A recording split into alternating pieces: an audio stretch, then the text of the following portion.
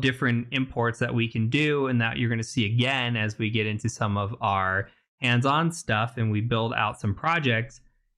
For example, we might want to import something called sys. Now, let's say if we tried to print out sys.version, and we'll just save this, and then we're going to Python3 importing.py, and you're going to see that I get an error back that says sys is not defined. Name sys not defined. Okay. Well, sys is something that we're going to use quite often in Python. You're going to see it imported quite a bit, and it does a lot of different unique items. Like it does something called argv, for example, which we'll use as an example later on. But if we want to specify an amount of arguments, say we're trying to run Python 3, we're going to do a port scanner later. So we'll just say port scanner.py, and we need to supply an IP address here, right? And this is argument 0. This is argument 1. So if we supply no argument 1, then we're going to throw an error. It's going to be an if-else statement, and that's going to use something called argv. Now, we'll get into that later, but that's very important, and it's a part of sys. Another part of sys is doing something like the version type of Python that we're using. Or another thing is the sys.exit, which you'll see later on as well, which is going to allow us to gracefully exit when we encounter an error, we tell the script to exit or whatever we're doing. So we might need to import something like sys, or another one is os, which is very common to be imported as well. So let's talk about importing. In order to import, we can say something like import sys, just like this. And we can just say this is for system functions and parameters. Save that. And let's go ahead and just print this now and see what happens. You can see now that sys has been imported, even though it wasn't built in automatically, we can import it. And you can see now it tells us, hey, we are running on version 3.10.5 of Python, and it was downloaded on June 8th, 2022, or built on June 8th of 2022. So from here, let's go ahead and import something else. Let's go ahead and import date time, and we can import from something. So I know this is going to be confusing, but we can import specifics from a module. So we're just importing the date time feature from datetime. Even though they're named the same, just know that we can import specifics. We don't have to import the whole thing, even though we totally could just import the whole thing as well. So here, for example, we can say print datetime.now, like this. And you know what this is going to do? It's going to tell you what the date and the time is. And I apologize, this is backwards.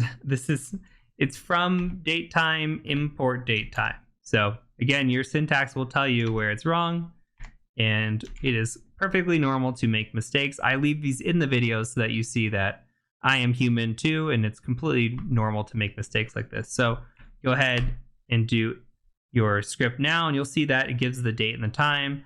So right now it is July 6th, and it is 2 o'clock in the morning. I am a night owl. Now, one other thing that we can do is we can come in here and we can, from datetime, import datetime. And we can also give this an alias. We can say as DT. What if we don't want to write datetime out? We just want to do DT. Just like we didn't want to write new line out, we did NL. Same kind of concept. So we can just say import with alias. And instead of saying datetime.now, we could just say dt.now. Save that. Go ahead and print it. You can see it still works. So absolutely the same thing. We're just giving an alias, making it a little bit easier to run. Okay, so that is it for this video. Let's go ahead and close this out, and then I'm going to meet you in the next video when we're going to talk about sockets before we get into building out a port scanner. So I'll catch you over in the next video. Okay, so let's make a new file, and we're going to call this s.py. And again, create this however you want to. If you're using Linux, you can follow along like this, or just create a new file in Linux or Windows. Again, we're going to shebang this up here. I'm going to give this a bin Python 3. Now, this isn't incredibly necessary if you're running on Windows or Mac, but this is just best practice for me. This is the location of my Python. Even though I'm not actually calling it, I am calling it with Python 3. So this isn't incredibly relevant as long as you're using Python 3. Now, we are going to deal with sockets. So sockets. Now, sockets are what can be used to connect two nodes together. So we're going to use this to connect to ports and IP addresses. If you're unfamiliar with computer networking, that's okay. But what we're looking for is a port, and we're going to look for that port on an IP address. And on that IP address, if that port is open, we're going to make a connection to this. We're going to build a port scanner in the next video or later on in the lesson, and you'll see this in action. Right now, I just want you to notate, understand what we're doing, and then I'm going to demonstrate an example that you do not have to follow along with, and you might not be able to follow along with.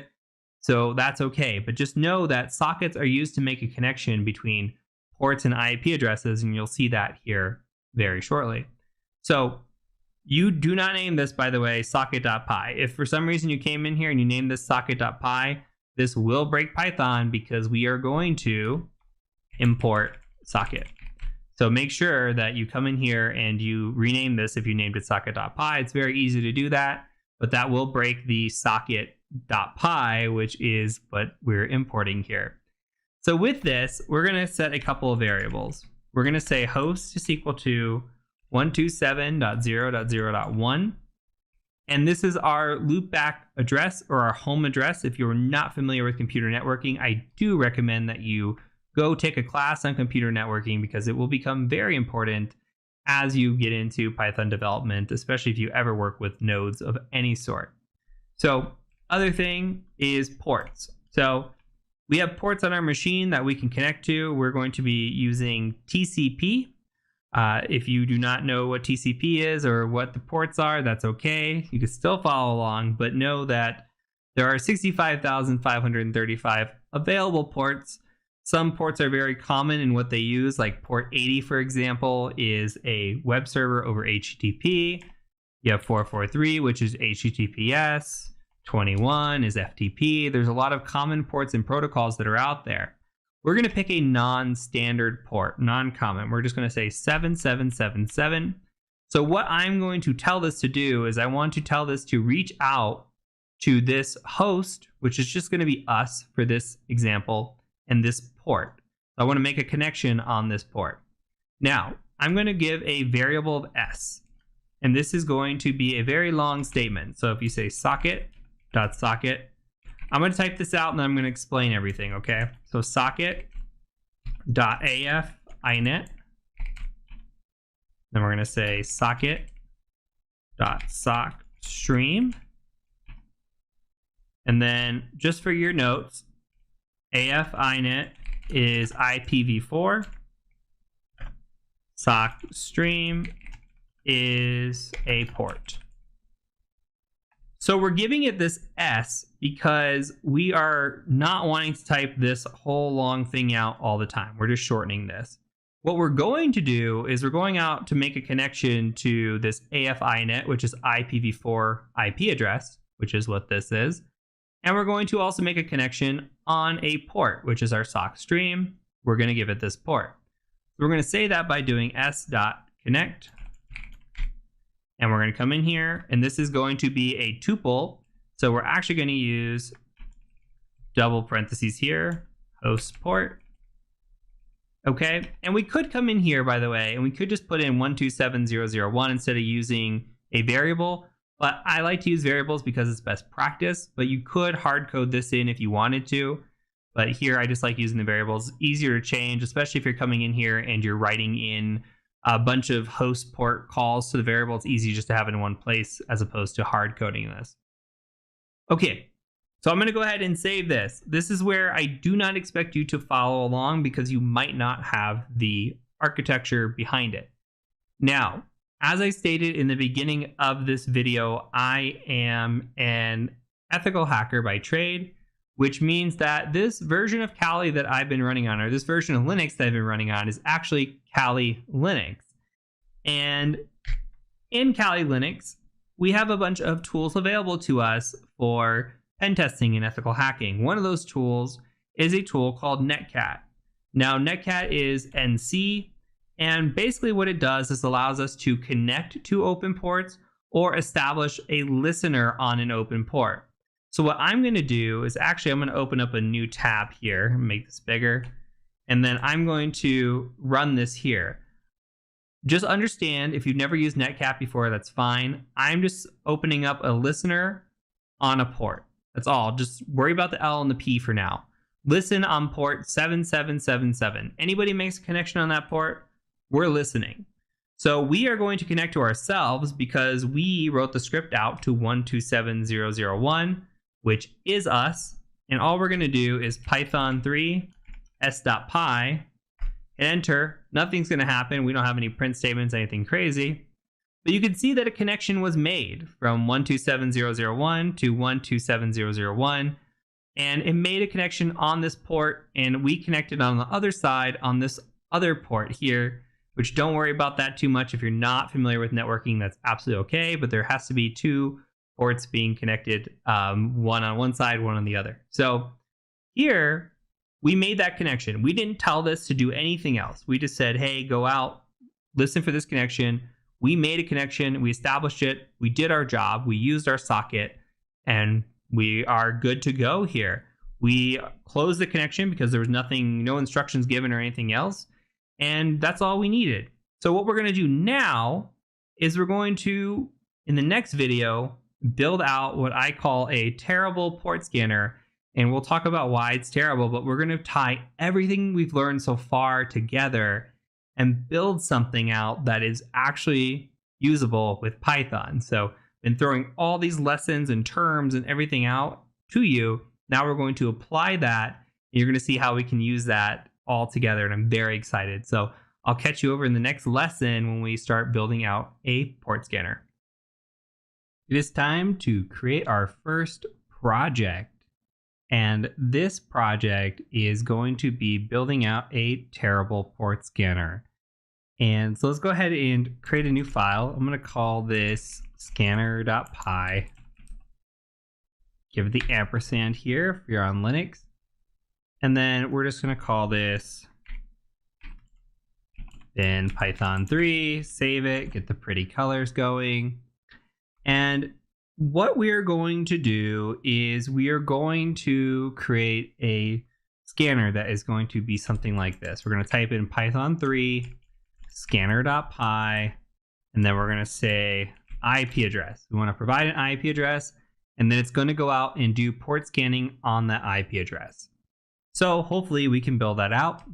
For now, let's go ahead and import a couple of things. I should say a few things. We're going to import sys. Talked about sys. We're going to import socket. Talked about socket. And from date time, we're going to go ahead and import date time. So none of this should be new to you. So first thing that we're going to need to do is define our target. So we need to set up an if statement. I'm just going to say define our target. And what I want to say is if the length of sys argv, and I'll explain this in a second, is equal to 2, then we're going to set a target variable. Target is going to be equal to socket.getHost by name. And we're going to say sys.argv1. And all this is going to do is translate host name to IPv4. All right. Let me make the else statements. I'm going to come back. I'm going to explain everything, okay? So if we do else, we're going to print out invalid amount of arguments. And also print out syntax python3 scanner.py. IP address. Something like that, okay? Go ahead and close that off. Okay. So we're taking a method of length and we're saying sys.argv. We spoke a little bit about argv in the importing section. Argv is going to be the amount of arguments that we are giving. So when we come in here and we type in Python3, okay, our first argument, argument 0 in theory, is going to be scanner.py. The second argument, or second index of 1, is going to be the IP address that we give. So 192.168.1.1 or whatever it might be. So we need to have 2 arguments. If we have a third argument, it's going to break. If we don't have a second argument, it's going to break. If we just type in scanner.py, it'll break. If we type in an IP address, like 1.1, and then we type in something here, it's going to break because there's too many arguments. So if it doesn't meet this specific length, then what we're going to do is print out invalid amount of arguments. Here's the syntax. Give somebody some help here. If it does meet the length, then what we're going to do is we're going to set our target equal to socket.getHostByName. And all this is saying is we're going to get host by name of sysargv1. That's our IP address. Now, this is going to translate a host name to an IPv4. So in case, for example, if you did python3 scanner.py and you had a host name like, I have a host in my house called Punisher. Like if I gave it Punisher and my DNS knew internally that translated to a specific IP address in my network, that's fine. This will translate. Okay, easy enough. But we could also just give it an IP address. So that's what we're looking for here. I highly recommend for this example using an IP address. In previous lessons, when I've taught this before, somebody has tried typing in a host name and it doesn't always go as planned, though we will talk about adding error exceptions for that here in a little bit. So right now, all we need to know is we're trying to set this up with these arguments. Now, this is not the best logic. This is something that will work for our needs because we are building this out. But if we're building this out for somebody else, this logic's not great. And this is why I call this a crappy port scanner, is because it's not the best. We're only doing it for proof of concept and to learn what we've learned so far. But think about this in another way. Think about if we're running 2 arguments. Well, I could give this an argument. What if I come in here and I say python3 scanner.py and I give it the second argument, but I give it like 192.1 or something like that? Well, that's not a host name. It's not going to translate to anything. That's also not really an IP address. So we should really add some other statements in here to say, hey, it needs to be a valid IP address. It needs to be like have 4 octets like we expect. And if we really wanted to get critical about this, we can make sure that it is a valid IP address, because IP addresses can't start with like 256 dot whatever. So we could say it must be between like, each octet must be between 1 and 254, and get really refined with that and say, hey, that's not a valid IP address, thus we're not going to scan this. But we don't have to worry about that right now. I'm just saying the logic behind it, we need to start thinking about, well, how can a user break this? We know how to run it, but if we gave this to somebody else, how would they run it and how could they break it, or how could they typo something? So these are things to think about as we go. So for now, we've added this in. We've got this in here. We could test this if we just save it. We come in here and we just say python3 scanner.py. We don't give it any arguments. You'll see that it says invalid amount of arguments, python3 scanner.py is the syntax. Perfect. Don't give it an argument right now because it's going to break if you don't have DNS translating properly. So from here, let's go ahead and add a pretty banner. So just add a pretty banner. And all I'm going to do is do a print command. And I'm going to just do a bunch of dashes. This is not really going to be that pretty of a banner, but it's still going to be a banner.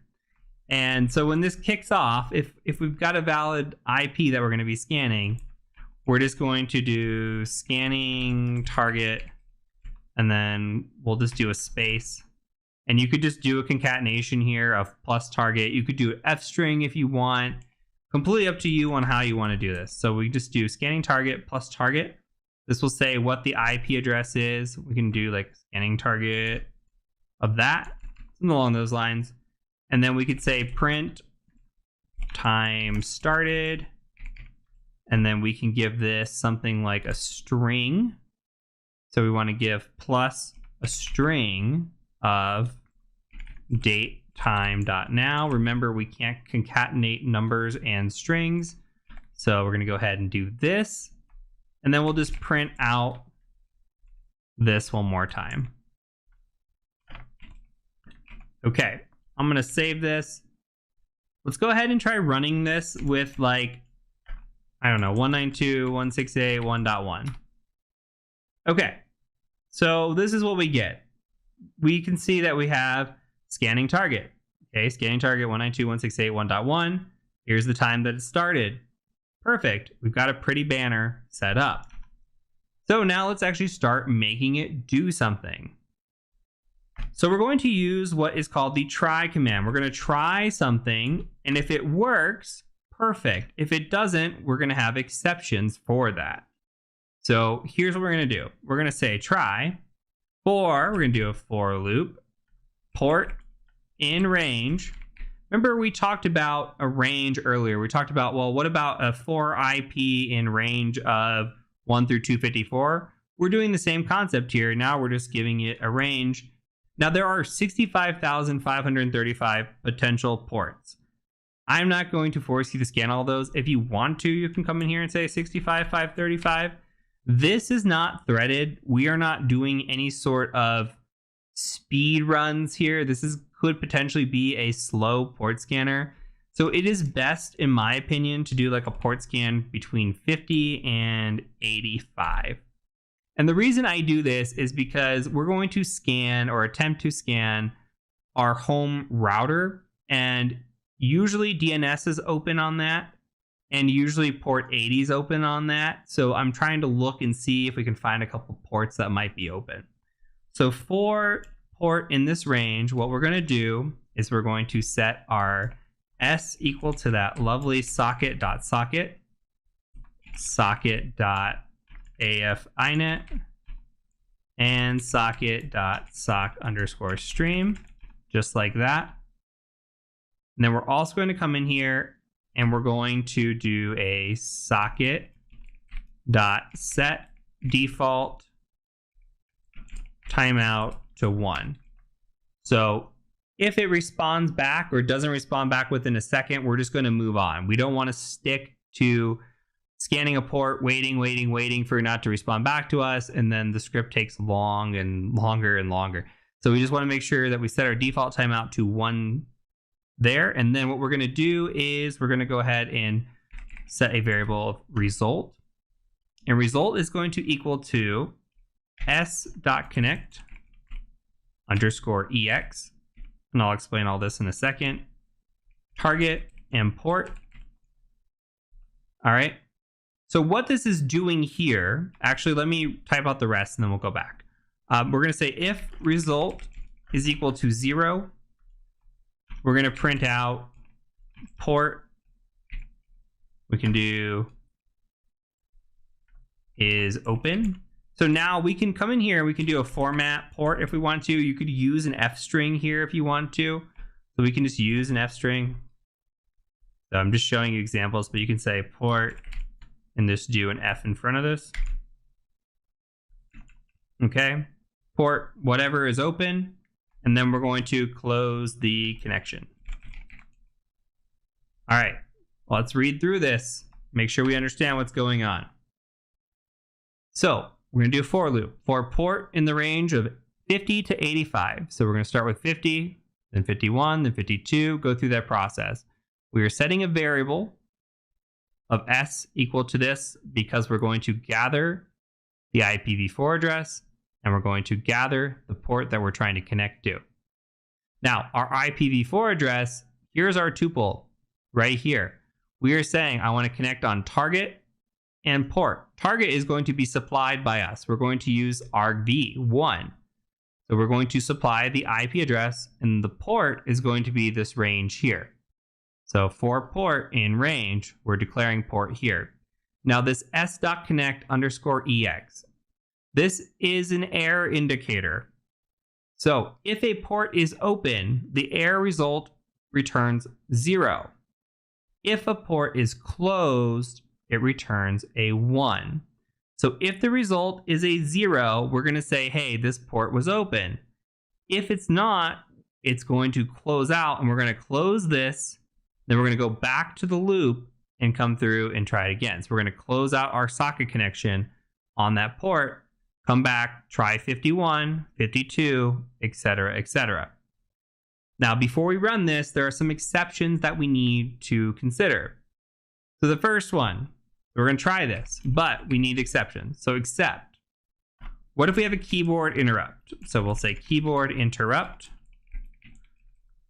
And that just means, what if we hit Control-C while this is running? We can stop this on our own. So we're providing an exception of a keyboard interrupt, and we're going to say exiting program on a new line. And then we're going to sysexit. Remember, I talked about sysexit, and we're going to allow us to exit gracefully. We can also do an exception of a socket.gai error. Now this is what happens when the hostname does not resolve. So what if we say hostname could not be resolved? So if we typed in a bunch of mumble jumbo up here, we say like Python3 scanner.py, and we just typed in something and that doesn't resolve to an IP address. Well, guess what? This is going to throw an error now, and we can exit. We got to cover all of our bases. Lastly, what if we have a socket.error? So we have an error when we're doing this, and we print out, hey, we could not connect to the server. It's just not online. What if we try to connect to an IP address and it doesn't talk back to us? Could not connect to the server. So something to think about there. Again, we'll sys.exit. So let's go ahead and save this. Now, you're going to need to run this against something. So I'm going to show you an example of mine. Okay, so in order to run this, we need an IP address. Now, if I type in ifconfig, I'm actually on a virtual machine right now. So 192.168.138.140 is not my true IP address. I'm actually going to bring up my Windows machine that I'm on. And you can see here that I have a default gateway of 192.168.4.1. So make sure you know your gateway or what your router's IP address, or that you have a machine that you can scan that you know might have a port of 53 or 80 open, or you need to modify your script to make sure that you can scan for something. But I'm going to go ahead and scan my 4.1 because it should have some stuff open. So if I do a Python3 scanner.py, and I'm going to come in here and just do a 4.1, and I hit enter, this could take some time. So what I'm going to do is I'm going to let this sit here. Actually, it's zooming through. You can see it found port 53 pretty quick. And then this might take time to find port 80 if port 80 is open. But basically what it's going to go through is go through port 50, 51, 52, 53, all the way through the process, and has that 1 second timeout as it goes through and checks each and every one of these ports. So it should take maybe up to a minute for this to work. So I'm going to go ahead and pause right here. It looks like we're almost done, actually. Port 80 came back as open too. No need to pause. It finished while I was yapping. So you can see it came back and said port 53 is open. Port 80 is open. So our script worked. It took forever to scan these ports, but it is working. So we were able to build out, let's go back and look at this. This is awesome. We were able to build out a port scanner that came in here, and within 2 hours, you now have the knowledge to build out a basic port scanner. If you didn't think you would be able to do that, well, here you are. Look at you. You're awesome. Okay, so we were able to give it an argument. We set our if conditional statement, make sure the length of the argument was 2. valid. Otherwise, we have an else here. We made a little pretty banner. We imported some stuff, got that all working. We did a try statement, which really was just a for loop in here. And we had some logic based on conditions that would happen within this for loop. We had a for loop and an if statement together. We used a f string to print this out. Pretty cool. Came through. We had some exceptions as well. For example, like the keyboard interrupt, just as to show you, if I come and run this again, if I wanted to stop this scan in the middle of it, I could just hit Control C and it'll say, hey, exiting program. And that's exactly what we told it to do. So you could say in here, it says exiting program. So that's the keyboard interrupt. Same thing, we had exceptions for not being able to connect, or we had the host name could not resolve. We would also have those sorts of things as well. So you could test out those errors, see if they work for you. But other than that, we built a scanner. So this is project number 1. We're going to go ahead and move on to learning a little bit more Python, and then we'll go ahead and get into some more project work. So I'll see you over in the next video. Now we're going to take a look at accepting user input in our program and then how we can manipulate data with that input. So let's go ahead and make a new file. I'm going to just say mousepad, and we'll call this input.py. And I'm going to bring this over. We'll give this the shebang, bin Python3 here. Save it, get the pretty colors. And in order to take input in Python, all we actually need to do is just use input, something like this. So we could say like, enter your name for input like this, and put a space. And we'll need to put this into a variable. So if we come into the front of this and we just say name is equal to, we could do something like that. And then we can just print out like hello and give a space, do name, and then we'll add an exclamation at the end or a period at the end. Doesn't really matter. And then we can just come in here and save that. And if we run this, close this out. I forgot to add an ampersand, so we'll do that real quick. And if we run this now, we just say Python3 and we say input.py. I'll say enter your name. I'll just say Heath. And you can see it says hello Heath. We can add upon this. We can say like, what's your favorite drink? So if we just make a variable and we call it drink, and we do input and say, what's your favorite drink? And do a question mark, something like that. We can come in here and then just add upon this if we want. We can just say, have a space plus drink plus period. All right, and it should say, welcome Heath, have a, and then whatever drink we put in here. So if we save this, come back and run it. Okay, I'm gonna put Heath as my name, and then White Russian is my favorite drink. And it says, hello Heath, have a White Russian. So we can easily accept input like this. So let's think about if we wanted to build out a calculator. I'm gonna go ahead and delete this. What if we wanted to take input and make a mini calculator? We could definitely do that.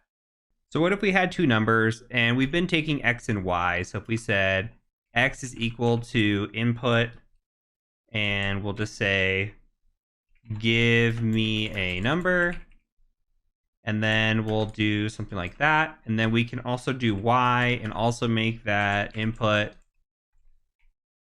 give me yet another number. You put whatever you want here, by the way. And if we do something like print X plus Y, and we do that, let's save it, and let's see what happens here. So I'm gonna print this out. We'll give a number, we'll do 3, and then we'll do 2.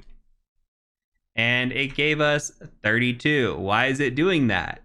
Well, what it's doing is it is taking these and giving this to us as a string.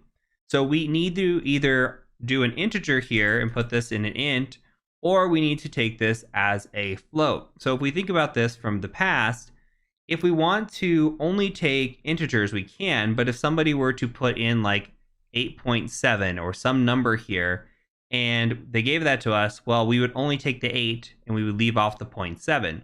So I think if we're building out a calculator, it's better to use floats. So we can just come in here and say float, and we'll put this all in parentheses, and then we'll do the same thing right here. So now when we come in here and we save this and run this again, what should happen is this should work properly. So if we did like 3 and then 3.2, you'll see that we get 6.2, which is proper. That's awesome. Well, what if we wanted to build this out further? We could make this into a situational thing. What if we not only wanted to do an addition, but what if we wanted to allow the user to say, I want to add or subtract or divide or multiply or maybe use an exponent? We could do that. So what if we added another variable and we just called this O for operator, and we just took that input and we just said something along the lines of input, give me an operator, right? And maybe we put this in the middle here, so that way we're not just getting two numbers. Maybe we want to take that and we want to say something like this. So that way it'll say, give me a number, give me an operator, and then give me another number, and we'll print that out. So now let's think about how we want this to flow. If we want this to work with a addition like we already have, we might want to come in here and just say something like if O for our operator is equal to a plus sign, well then we'll come in and just print out x plus y. And remember, the indentation is important here. Else if, or elif, O is equal to a minus, guess what? We're going to print x minus y. And we can continue on here. Else if O is equal to division, we'll divide, and then we'll multiply as well, so x divided by y. Else if O is equal to multiply here, we'll go ahead and multiply that. Let's throw in an exponent for good measure. So let's do elif O is equal to an exponent. That's 2 asterisks there. And then we'll just print out x times y. So we've got a mini little calculator here. And we need to end this with an else statement. So what if we take input that doesn't belong here? If it doesn't match one of these operators, then we can just print something like unknown operator. All right, and just put a period there, save that, and this should work. So let's go ahead and give this a try. What if we come in here and we just say, give me a number, we'll do 3, and let's say we want to multiply, and we'll do by 3. And we get a 9. We can do it again. We can try something like, we'll do 4, and this time we'll do an exponent, and we'll do 4. So 4 to the 4th power is 256. So we have just quite easily built out a little calculator that we take input from a user and then utilize that to calculate that expression given what is given to us by the user. Now let's think of something else here, just as an aside. What if something is written differently? Like when I think of math, with Python, yes, we think of 2 asterisks as an exponent, but what if we had a situation where we wanted to maybe use the up arrow or the caret symbol, which is how I've commonly seen it used online for math and exponents? Well, we could do something like or O is equal to the up arrow like that. And what if we save that and ran this now? And if we gave a 4 to the up arrow of 4, guess what? We still get 256. So we can use our statement like that here, our and, or other operators that we have learned along the way. So start thinking about it like that. As we start to piece these things together, we're starting to build out little projects, and we can use some of the logic that we have already learned throughout this course. So that's it for this lesson. We're going to go ahead and move on to the next one. Okay, now we're going to talk about reading and writing files using Python. So let's go ahead and make a new file. I'm just going to mousepad, and we're going to call this file months month.txt.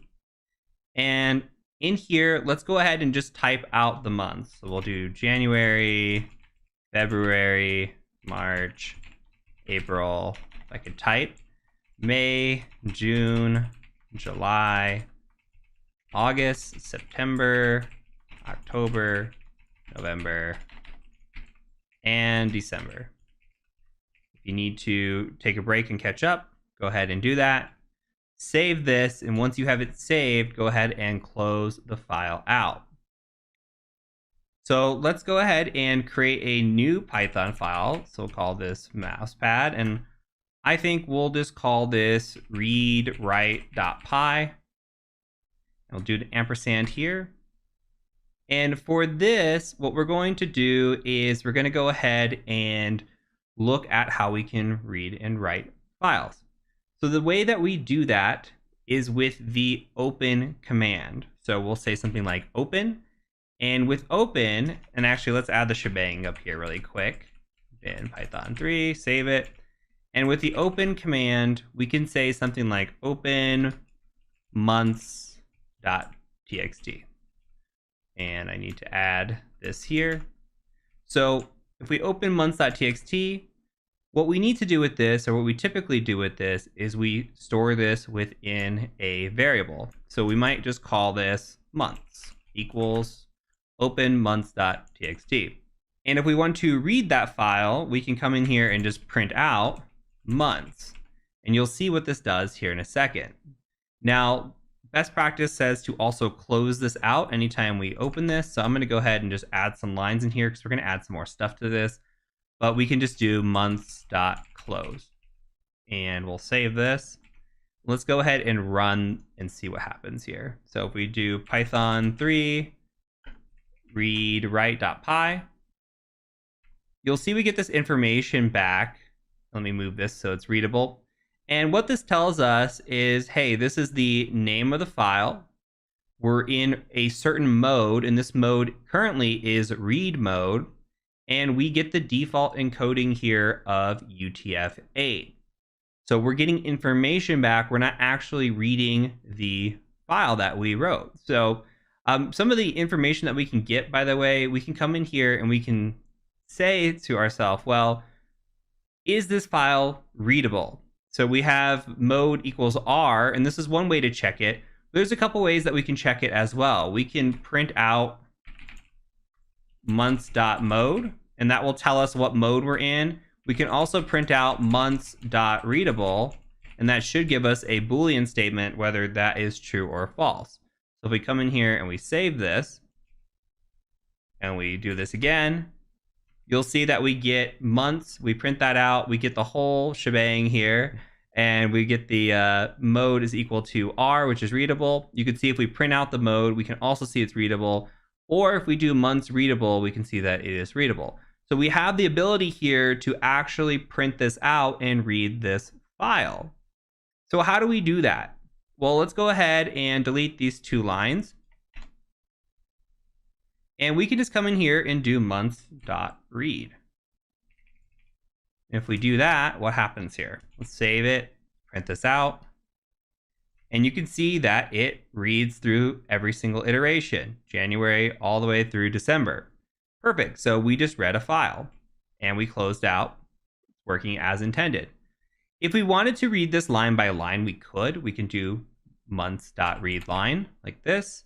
And if we save that and print, we will read literally one line. If we wanted to read a second line, we could copy this and we could paste this and save it and come in here, and guess what? We'll get January and February this time. So if we want to read this, we have to read line by line. Now, if we wanted to read all the lines at once, we could do that in a different way. We could do that with read lines. And this will print out an empty array or a list here, actually. And what you'll see is we get January, new line, February, new line, March, etc. So we put this into a list. And now, if we try to actually run this again, let's actually tab over. If we tried to run this twice, look what happens. I'm going to print this and save this. So we have the first list here. and then we have a second list here. The second list is empty. Well, that's because we've actually already read this. So we read through it here first, and then it's empty the next time we try to read it. So if we wanted to read it again, what we need to do is actually use what is called the seek method. We can come in here and say months.seek, do 0 like that to go back to the very first line, and print out again. And now you can see we actually printed this out twice. So that works out well. We also have the ability to put this into a for loop to read through every iteration of the line.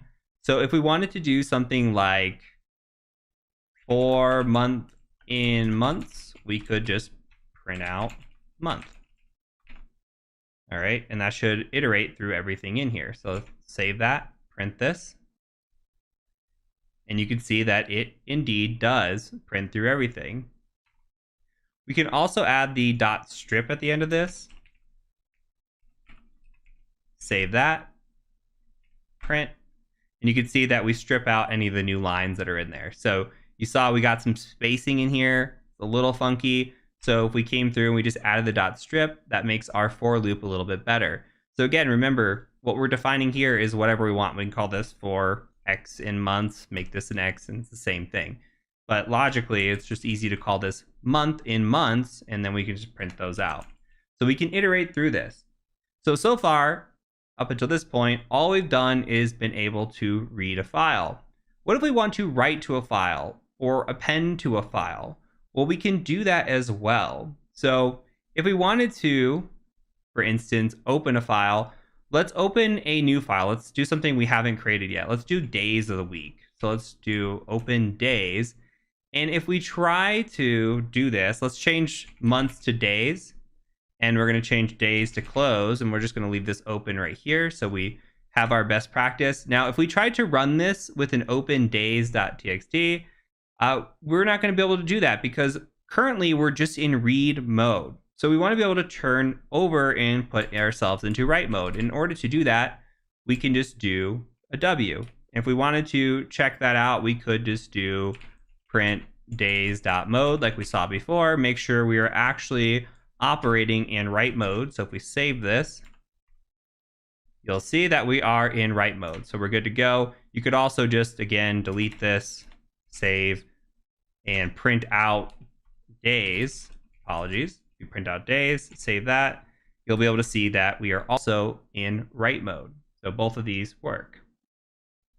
Now let's write to a file. So we've got days. Let's go ahead and write to that. So we can do something like days.write. And let's say we wanted to put Monday into days. Save that, close it. And if we go ahead and execute that, nothing happens. But if we go ahead and cat out days.txt, you'll see that Monday has been put into days.txt. Perfect. So now what if we wanted to continue on with this? Let's put Tuesday in there. And we're going to need a new line. So let's go ahead and do a new line with that. And we'll do Tuesday. And hopefully when we write this out, we'll see Monday and Tuesday. So let's save that. Print this. Sorry, let's run the script and then print this. And you'll see we have the new line in there and we have Tuesday, but we actually overwrote it. We don't have Monday anymore. So what's happening here is we're actually writing to a file, which is overwriting the file. We're not appending to the file.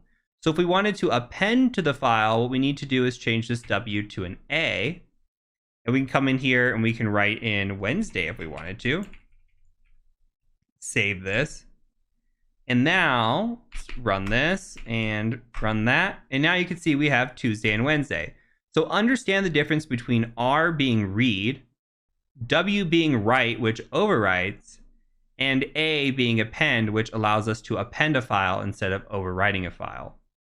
So that is it for this lesson. I'll go ahead and see you over in the next one. All right, let's talk about classes and objects. So Python is what is known as an object-oriented programming language. So pretty much everything in Python is an object. And we can use what is called a class to be what is like an object constructor. And we can use that to help create objects. And this is a little bit easier to explain once we actually demonstrate this. So we're going to create a couple of files in this lesson. And the first thing that we're going to do is we're going to do a mouse pad, and I am going to create a file called employees.py. And in this, we're going to go ahead and declare a class. I'm going to save this here. So let's do class of employees, save it. And we're going to go ahead and hit enter and just tab over. And we're going to do this define and 2 underscores, init or init, 2 underscores again. And we're going to put some parameters inside of this function. And we'll talk about what the init function is here in a second. Let's go ahead and let's think about having employees. So the first parameter we're going to define is called self. And then for our employees, we might want to know the employee's name. We might want to know what department they work in. We might want to know their role in that department, their salary, and maybe the years that they've been employed. So we'll do years underscore employed. And just like a function, we'll add the colon here at the end. And we're going to go ahead and tab. And then we're going to define all of this. So let's go ahead and say self.name is equal to name. So we're creating methods here, which you'll see us use in just a bit. We're going to do self.department equals department. And you should get the gist at this point. Self.role is equal to role.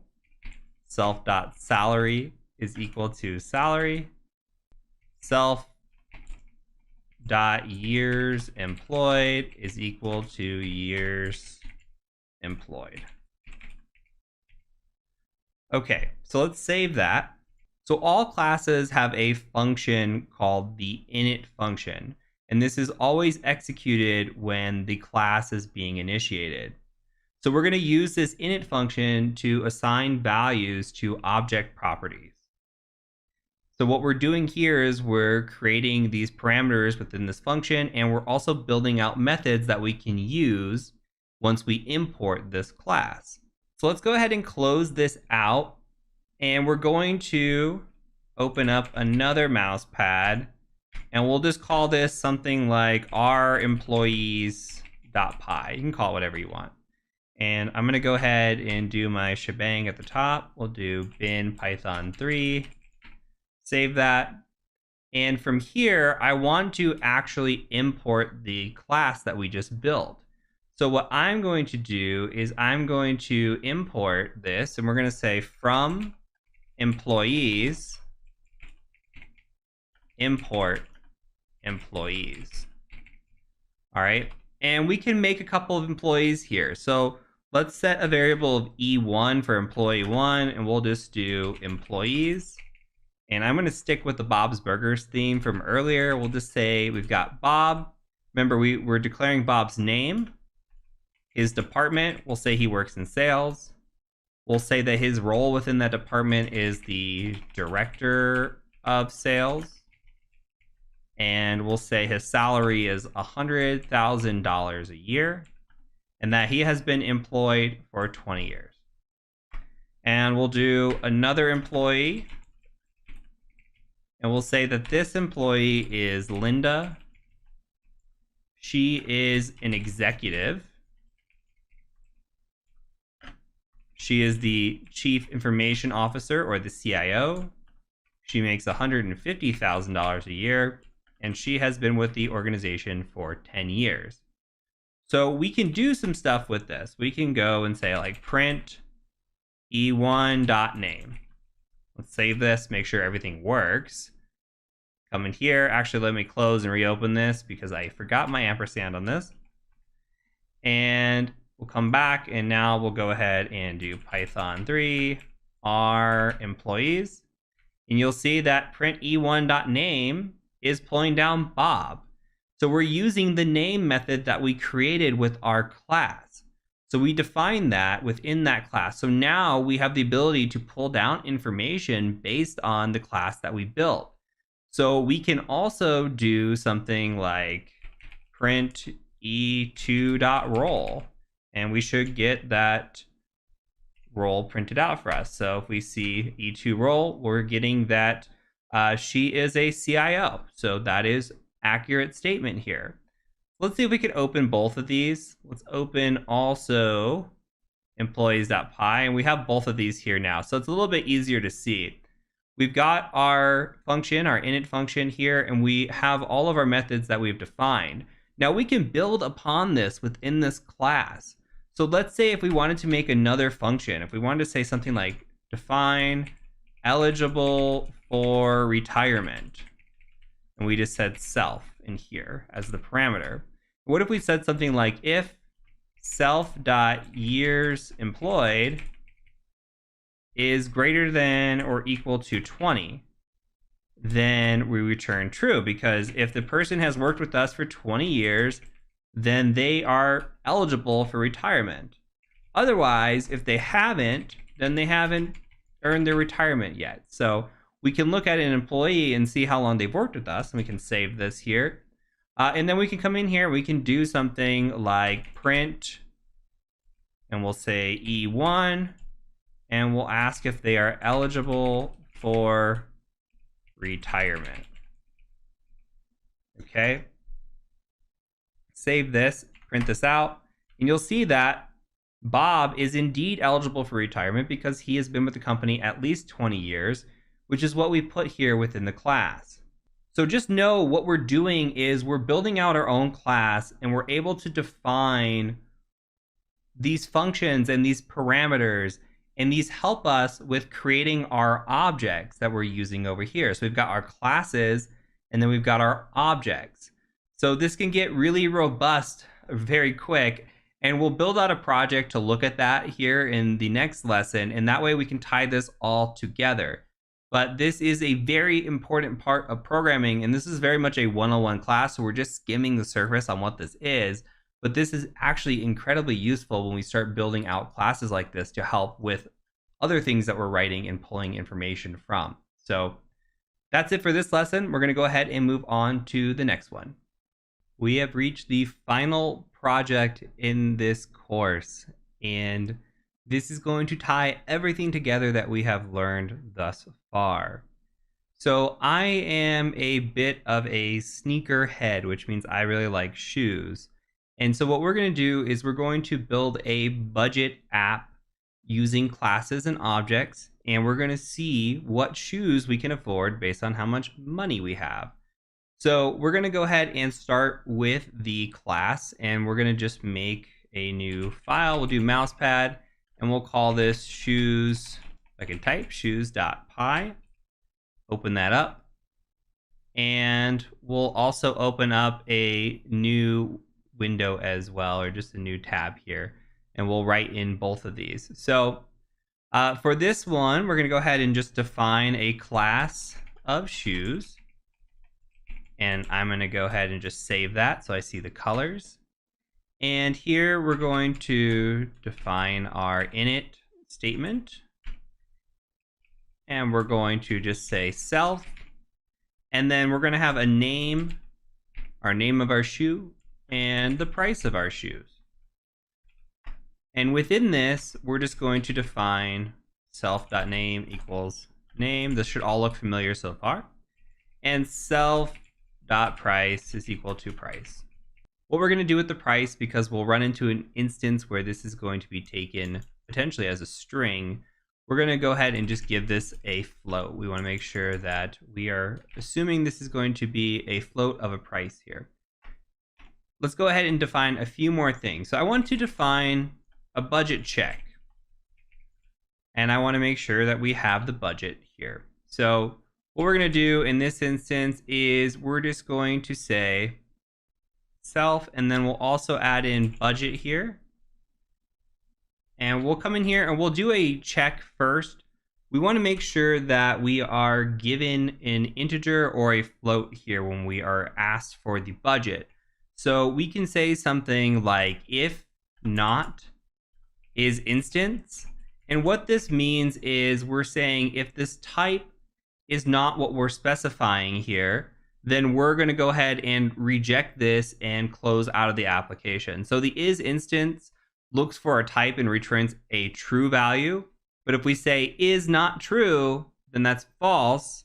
Remember our truth tables, and thus becomes invalid and closes the app. So what's going to happen is we're going to say budget, and we're also going to look whether budget is going to be an int or a float.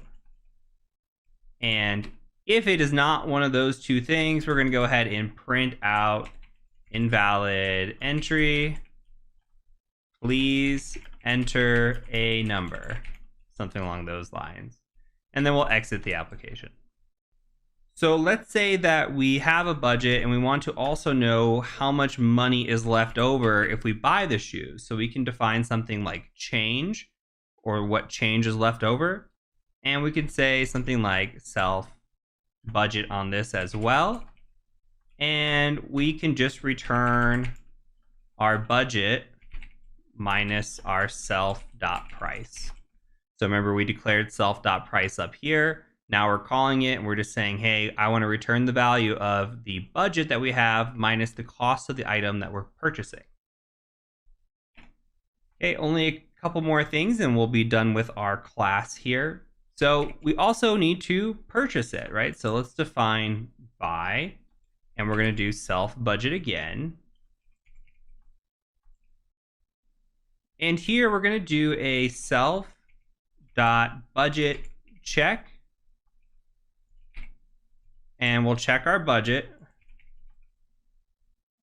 And what we'll say is, if our budget is greater than or equal to self.price, then we're going to print out. We'll do an F string here, and we'll just say you can cop some, and we'll do self.name. So the name that we'll provide here. This will all make sense once we tie it all together. Okay, and then if our budget is equal to the self.price, then we're going to just say print out you have exactly enough money for these shoes.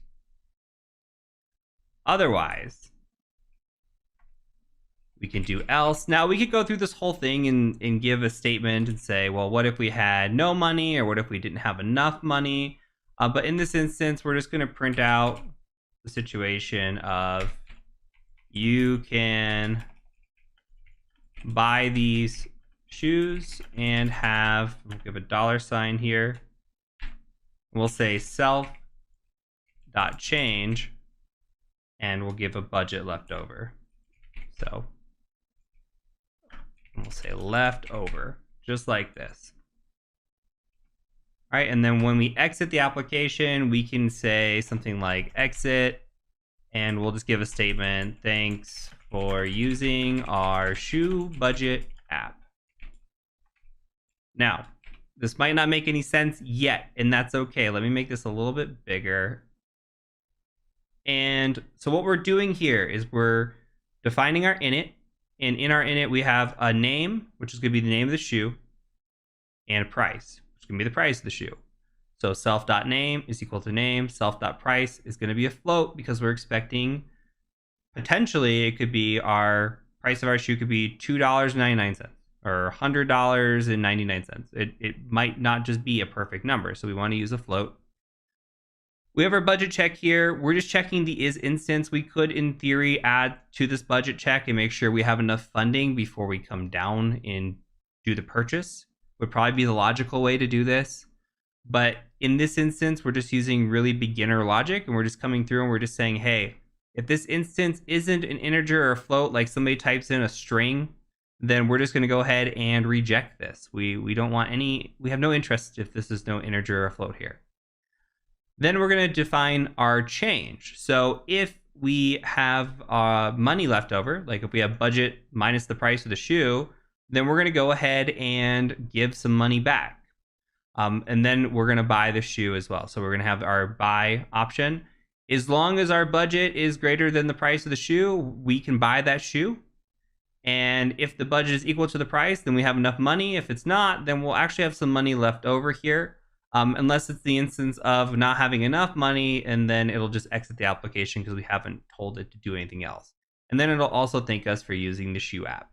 So that's part one. We have defined the class. Now, could we build this out all in one thing? Yes, we could just write a script out for this. We could code this and make it into one easy script. But what this will do is allow us flexibility. This is where object-oriented programming comes into play, because we don't have to continue to repeat ourselves. And what we're following is what is called the dry approach, the don't repeat yourself approach. And so what we're doing is maintaining everything in a class here, and then we'll call that class and make it very easy on us instead of having one crazy long script that is potentially repetitive and a lot more difficult to go through. So here we're gonna just open this up, and I'm gonna call out a shebang on bin Python 3. I'm gonna save this, and I'm going to call this shoe purchase.py.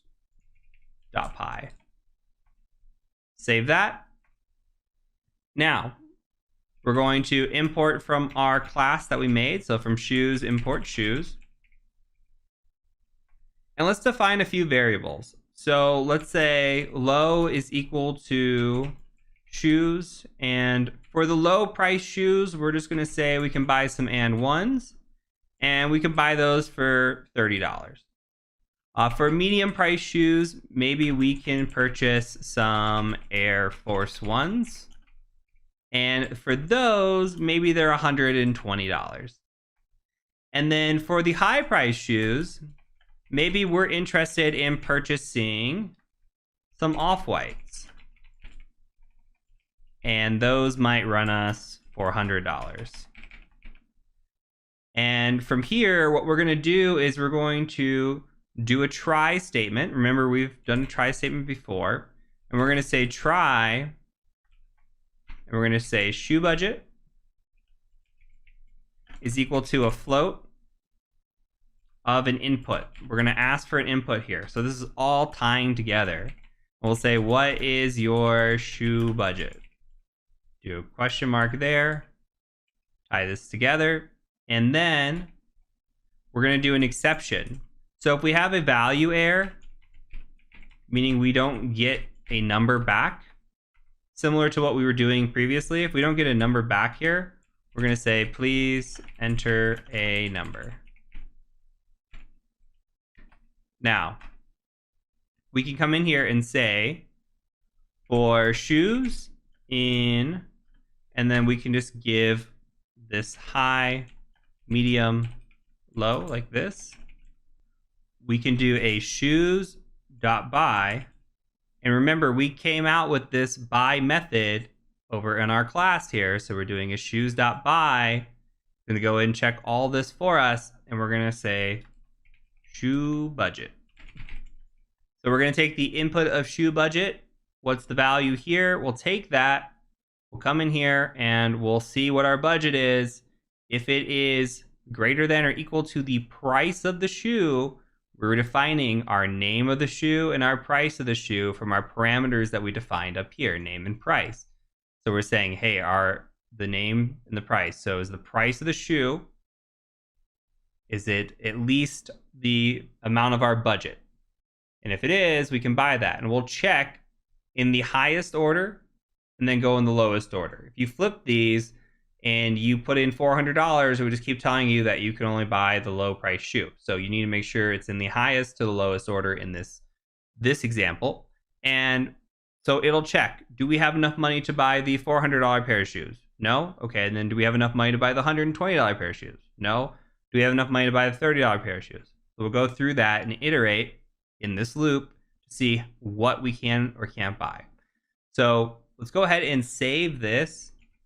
And we'll save the shoes.py. And I'm going to go ahead and run this. Hopefully I have no typos. We'll do shoe budget. Shoe purchase, sorry. And run this. And I do have a typo. And so if I come back in here, I forgot to close off my F string. So let me save that. Now let's try this. What is our shoe budget? So let's give it a few different options. If we said our shoe budget was $30 exactly, well, it's going to say that we can cop some and ones, sorry, and we have exactly enough money for these shoes. Thanks for using the shoe app. What if we had $31? Well, we could still cop some and ones, and then we can buy these shoes and have $1 left over. All right. What if we had $450? Well, we can buy the off-whites, and we can buy those and have $50 left over for our budget. So hopefully this makes sense. I know this is a lot of information, and this, again, is just a 101 course. So we're just kind of dabbling in the object-oriented programming. And if you continue on with Python from here and you start getting into more complex material, then you could build upon what you're learning here. So try to think of something that you might want to script out like this or write out like this, and think of the logic behind it. I highly recommend going and doing coding challenges or programming challenges and try to increase the logic and the ideas behind what you're trying to build. And that just takes practice. All of this takes practice. It's one thing to watch and follow along with somebody. It's a whole nother game to go out and do this yourself. So start thinking of some things that you want to build. Really use your Google skills. Look at Stack Overflow and look at some Googling and some Redditing, and just try to piece together the logic that you have in what you want to build. So highly recommend building upon this. This is a great language to learn and very flexible, and I hope that you continue on with this. Okay, before we get hands-on, I have to give you a little bit of death by a PowerPoint, but it's for good reason. So we need to introduce the 5 stages of ethical hacking. These are the 5 stages that you will go through on every assessment. So before we do that, let's first make a big note. From here on, we are moving into the ethical hacking portion of our course. We're going to learn malicious things. Please only use the information learned in this course for ethical purposes. Do not attack your neighbors. Do not attack anybody that you do not have explicit permission to do so. You can and will get into trouble for doing that.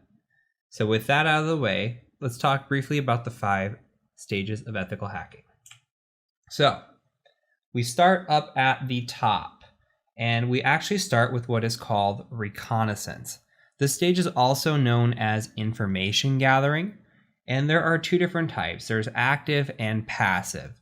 Now, passive is saying, like, going out to Google and searching for somebody. Say you're given a client and you want to look at their Google, you want to look at LinkedIn, you might be looking for, I don't know, a picture of their badge or an employee's name or maybe an employee's Twitter page. That's all passive. You're not actually going out to the company's website and doing anything active against it. Now, active reconnaissance kind of falls into place with the second phase, which is scanning and enumeration. Now that is active. That is where we go out and we take tools such as Nmap and Nessus and Nikto, and you've never heard of any of those, that's fine. But we take those and we scan actively against a client.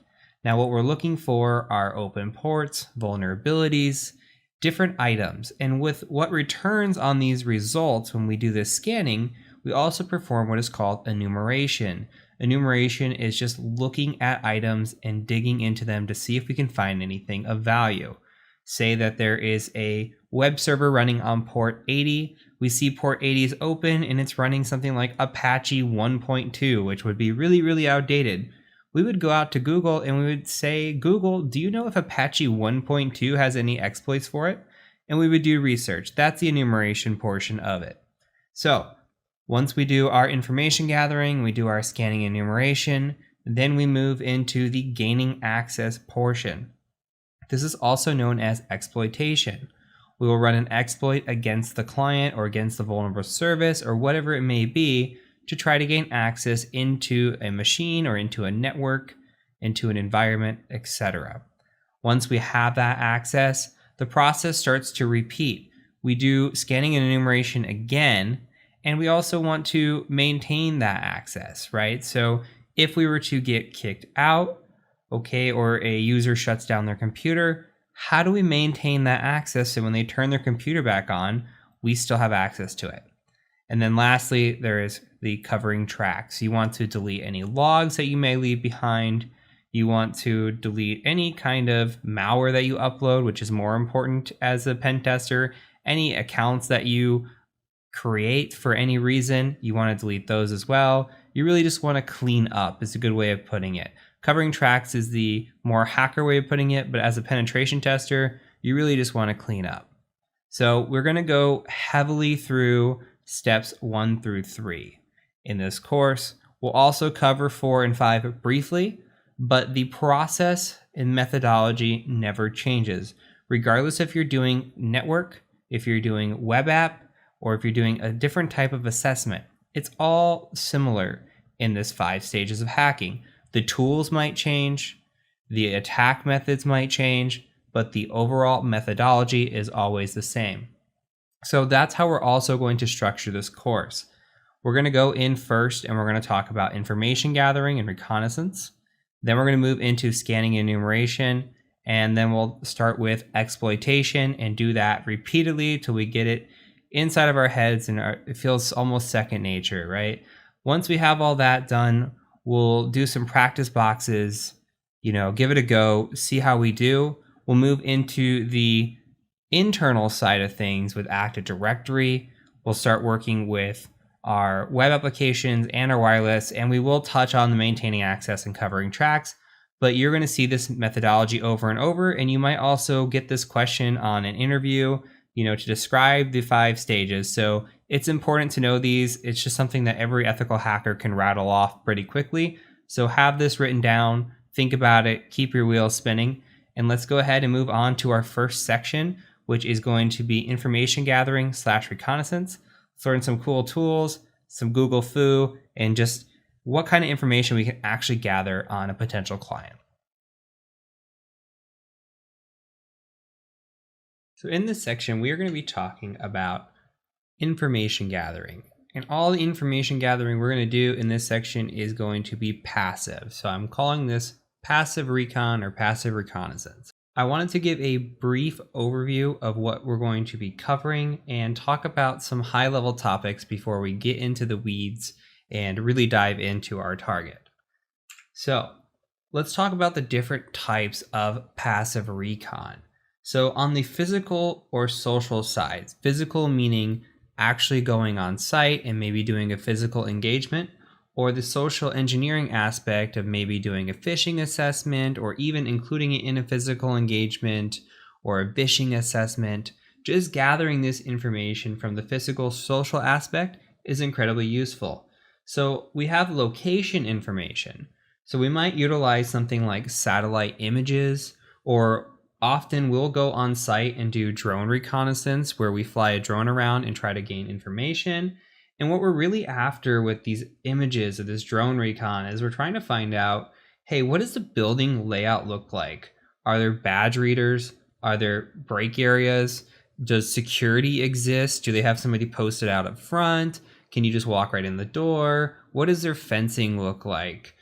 Are there areas where they're just leaving the doors propped open? Where do people go out and smoke in these break areas? Because those are a good place to just walk up to somebody, light up a cigarette, even if you don't smoke, and just start a conversation, and then tailgate right in with them into the building. Now, the other aspect of this is the job information. So we might be looking for employees online. I might want to know somebody's name, job title, phone number, who their manager is. I try to get a good idea of what people look like. So if I see them on site, I have a good idea who they are. I also look for pictures. So I cannot tell you how many times a badge photo is posted on LinkedIn or somebody posted on Twitter. You could see all the memes out there about people posting their photos at work, and it's bad. It happens all the time. I see it to this day. So we're looking for badge photos. I'm looking for desk photos, computer photos. I had a situation once where somebody took a picture of her watching a game at work. She was watching a basketball game at work, and the basketball game was on her computer, and on her screen there, it showed all the different tools that they utilized at work. She had a work application open in this photo. There was a desk in the background. You can see different things, and it just gives us information. And that's really what we're after. What kind of information can we gather? Now, this course is not a course on physical or social, so I kind of wanted to give a high level of what to expect. We won't really be doing a whole lot of this in this course with this type of information gathering, but these are the things that you should be looking for. So if you are tasked with a physical assessment, do go out there and look for satellite images, try to get a good feel of the building layout, and also try to get a feel for who the employees are, who maybe the IT manager is, in case you're going to say, you know, I work for IT. They might ask you who your manager is. You might need to know those names. And of course, look for pictures. If you can find a good badge photo and what that looks like, you can make a fake badge go on site, and you'll be way more passable with that badge. But sometimes they don't even look. It could be drawn in crayon.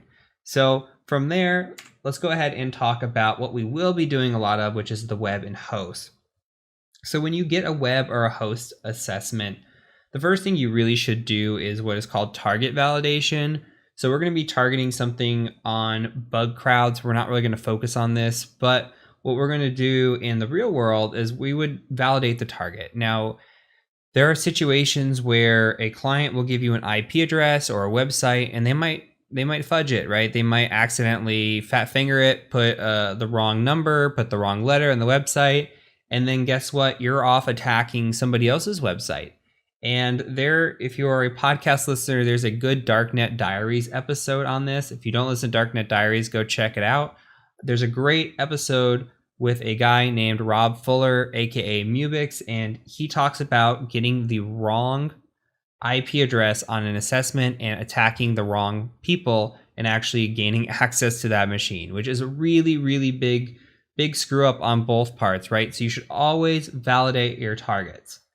On top of this, when we're doing our web and our host, on the web side, we're going to look for subdomains, and we'll talk more about that as we get into it.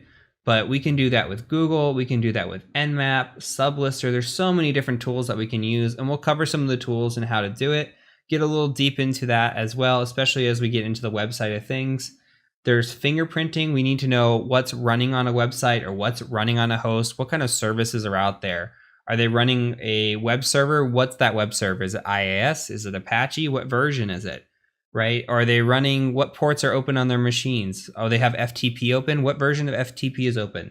So we need to fingerprint machines and kind of understand. But on the passive side, we're not touching any machine, right? So we're not going to be doing much scanning against a host. We just have to utilize what kind of information might already be out there. So if we go out to a website, it's on the border of active, but as long as we're not scanning it, in my book, it's still passive. So we will cover some of the passive/active side in this section. And then when we get into scanning, we'll get way more active with it. Lastly, we're going to hit heavy, especially in the beginning, on data breaches. Data breaches are the most common way when we're doing an external assessment that we get into networks. Absolutely by far. When we talk about data breaches, we're talking about breached incidents from the past that have leaked data. Again, these are like Home Depot, Equifax, LinkedIn, all kinds of breaches that are out there that have had credentials dumped, and then those credentials become available to us eventually, and we try to utilize those to gain access, or at least utilize the usernames to gain access. Nowadays, most of the time, there's not going to be an easy just scan, find something vulnerable, and exploit it on the external side of the house. So we're looking for these data breaches and this information that we can gather. And this is why information gathering and then enumeration and scanning, most important by far. The better scanning and enumeration that you can do and the better information gathering you can do, the better hacker you're going to be and the better you're going to be at your job. So take these first two sections really serious. So we're going to start in with identifying what our target's going to be for this part of the section. And then we're going to go ahead and start talking about data breaches and why they're important and go deeper into that. And then we'll go off some of these tools that you see here on this list and really dive into those. So I will look forward to seeing you in the next video when we identify our target and get some information gathering started.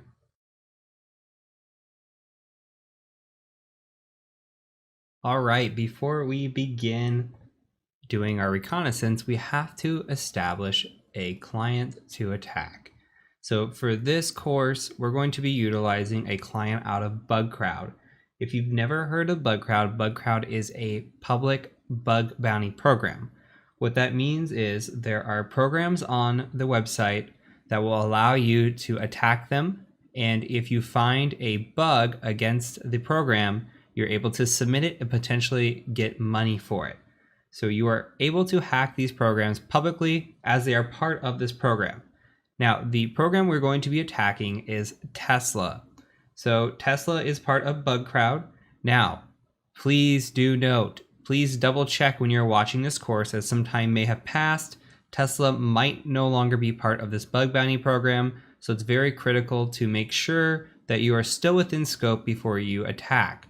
If for some reason Tesla is no longer in scope, just go ahead and pick a new client and do information gathering on them. You don't have to pick Tesla when we're doing this. You can just do it to follow along with me, but you're also welcome to pick any program you want. So if you go to bugcrowd.com and we go to programs, I will show you where Tesla exists. Now you can see here that they have all different types of programs in here. And if I were to scroll down and continuously, I could find more and more and more. There are hundreds of programs involved, all kinds of names: DigitalOcean, Okta, really big names, Pinterest, Altacian. Anything that you can imagine probably has a bug program if it's reputable, okay? Any of the big names most likely have a bug program, especially if they're reputable. So here you can see what's based on reward, what's based on charity, and what's based on points only. That's how the bug bounties are rewarded. Some of them are not all cash. Some of them are just for points and for kudos, and the other ones are for charity. I'm gonna go ahead and just search Tesla. And when I do that, you can see here that Tesla comes up. Now, this is your first lesson into rules of engagement. And we're gonna talk about rules of engagement later, but it's super important to read the program details that you see here. And what we really need to do is we need to scroll through and make sure that we stay in scope when we're doing this. So we have a wildcard here. So this means that any subdomain inside of tesla.com is fair game, tesla.cn, Tesla Motors, etc. What is more important is that we stay within this out of scope. So we don't want to attack shop.eu.teslamotors.com or energysupport.tesla.com. It says you can report vulnerabilities to bug bounty for this one. Any domains from acquisitions, such as Maxwell. So we have to stay within Tesla. And there's a few more sites. We're not going to worry too much about that. When we get into the web app portion of the course, we're going to talk about way more detail on enumerating web applications and go into that. So for now, what we're going to do is we're just going to focus on information gathering. What kind of information can we gather from this client? So again, I'm setting my target to Tesla. If you pick another Tesla or another client, just make sure you stay in scope of that client. So from here, we're going to move on to our first video and get our information gathering started.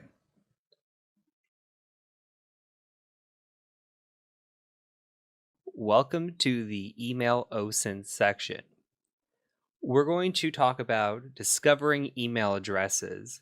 And this is something that I do on a weekly basis. So I'm going to show you the most common tools that I use to actually look up email addresses and try to find people, and what you can do to kind of verify email addresses. So I'll show you some of my favorite tools and concepts. And this is something that I do because not only for OSINT and doing it for investigative type work, but think about sales. If I'm trying to find a lead or I'm trying to find multiple leads within an organization, I have to figure out where the emails are, who the people I'm trying to email are. So maybe I'll Google them and say, who is the CISO or Chief Information Security Officer for this company? And I might find that it's Bob Jones.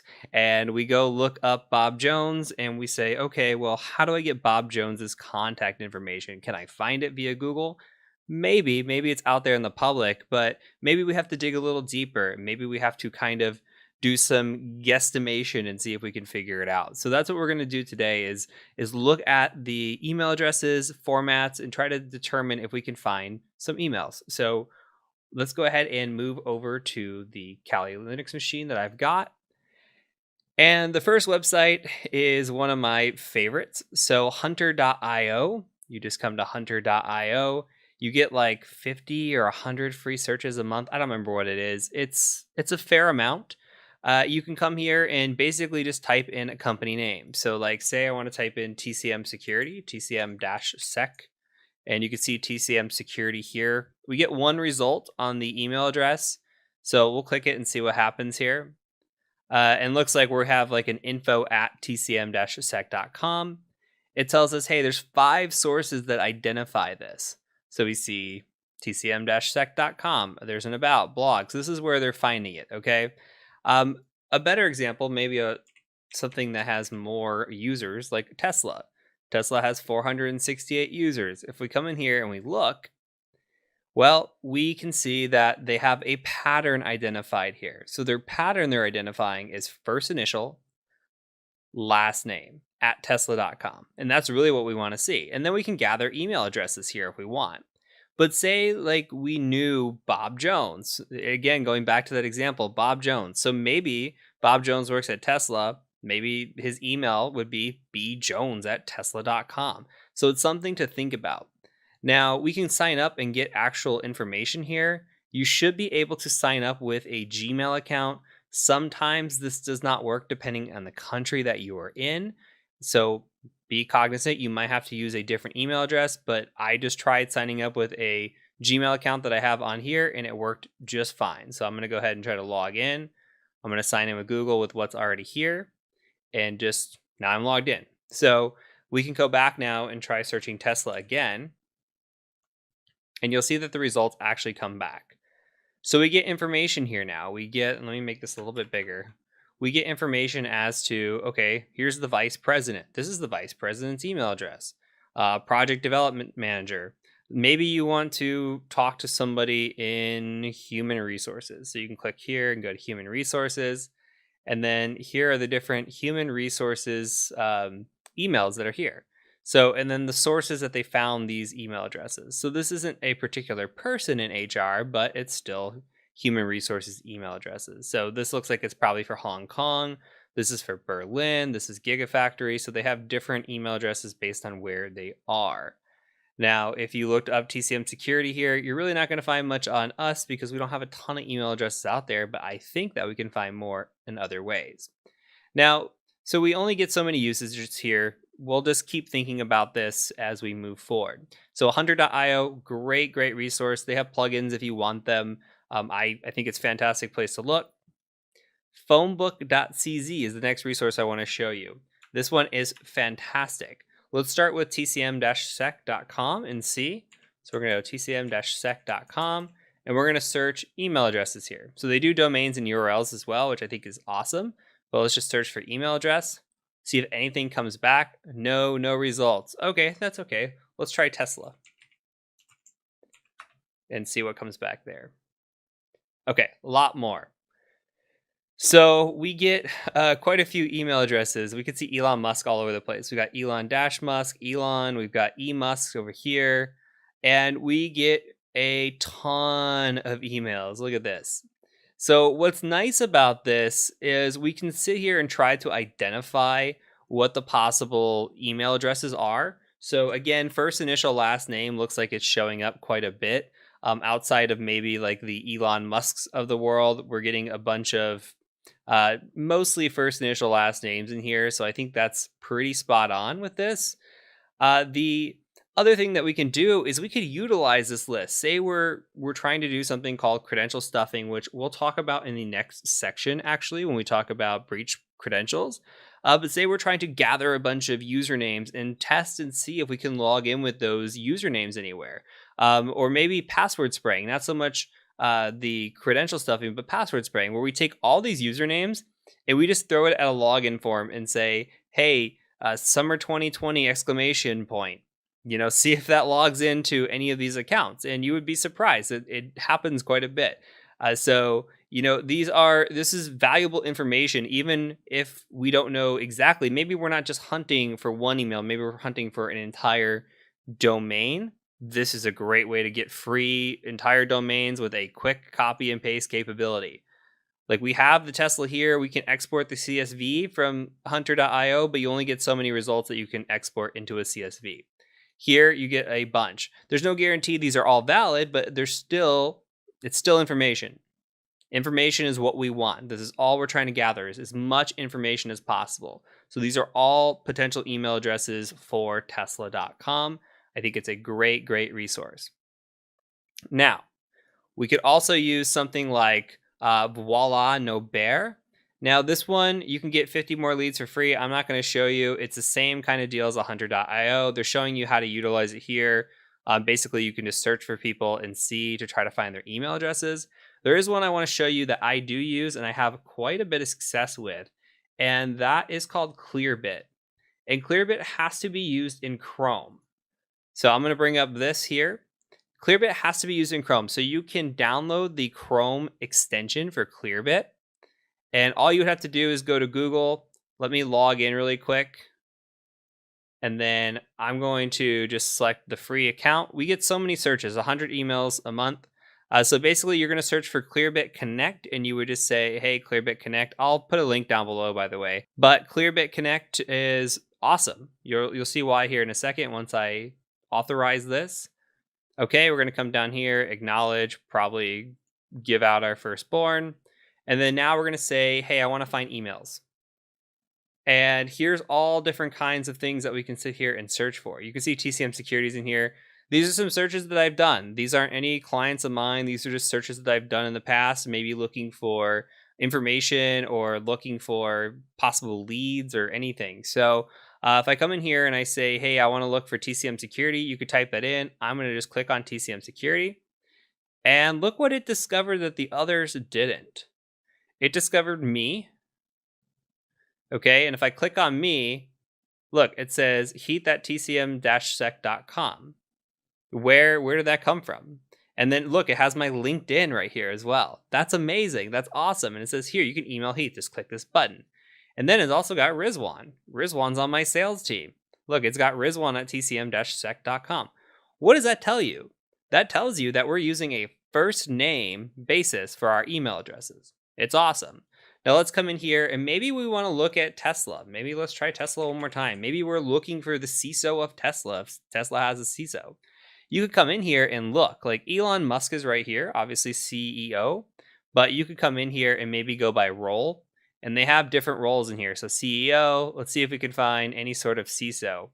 I don't see one, but I do see information technology. So maybe we can find somebody in the information technology department or IT department. And then here we go. We've got quite a few IT people. Here's a CIO. This could be somebody of interest that we might want to reach out to. And we could just scroll through this list and find people. So say we want to reach out to the CIO, just click on this. We get first initial last name, just like we thought we would. We get this person's LinkedIn page. We get their location, website. This is awesome. Awesome, awesome. So I typically will start with a Google search. If I'm trying to hunt something down, I will start with a Google search. I will say, who is in this role at this company? If I'm looking for a specific person at a company, then I will go to phonebook.cz or hunter.io, try to identify the formatting of the email, and then try to find that person or guesstimate that. Once we get to that point, I try not to burn through these Clearbits unless I need to, but Clearbit is very good at identifying this. Once we get to that point, we can take this email, say like this email, or we'll even try a different email. I'll show you a couple. But we could take this and we can go try to verify this. So there is a website called Email Hippo. You can go to tools.verifyemailaddress.io. And all you have to do is type in an email address here. Sometimes you can get false positives if they're good or bad. Here, I typed in this email address a couple of times and just got a bad result. This is an email address that does not exist. Now, let's try an email address that we saw, info@tcm-sec.com. See if it works. Result is okay. So it says, yeah, this email address works. So we're verifying that this is up. So say that you get somebody and you see that they have a potential email address, you can come here and try to verify it first and see if it works before you go fire off an email. You don't even have to fire off an email. You don't have to do anything or interact. So this is the benefit. Like if you're from a sales perspective and you're doing OSINT here, this is the benefit of not having to email, waste your time, get it rejected. You can come in here and just validate. If you're doing an investigation, you don't want to interact with the person or company that you're investigating. You want to come in here and just verify without any interaction. This is the way to do it. Same thing with this website here, emailchecker.net/validate, email-checker.net/validate. Say, hey, checking the email. I put the same email address here. You could see it says bad. We could try again with info@tcm-sec.com and see if that works. And it says okay. So again, this is doing a great job. There are possibilities of false positives.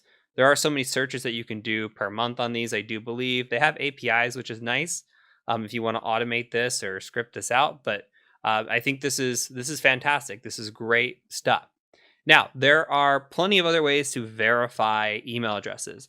In the next section, we'll talk about that even more as we talk about breach data. Because if somebody shows up in a data breach, guess what? That email address has been used in the past. If you look at something like a have I been pwned, which we'll talk about in the next section, and they show up, guess what? That person's email address has existed. So we're trying to verify if an email address exists, who that address might belong to, etc. Now, this has been from a business perspective. Some of this hunting down of emails may be more difficult to do if you're trying to find a specific individual. That's where breach data comes into play in a lot of this research. And what I'm going to show you in the next section, we'll try to hunt down individuals with maybe having loose pieces of information like a name or a username or something along those lines. Breach data can come in handy very, very well. So this is kind of scratching the surface. Now there's one last thing I want to show you, one last little tip and trick. Do not underestimate forgot passwords. Do not underestimate them. Let's go to Google, for example.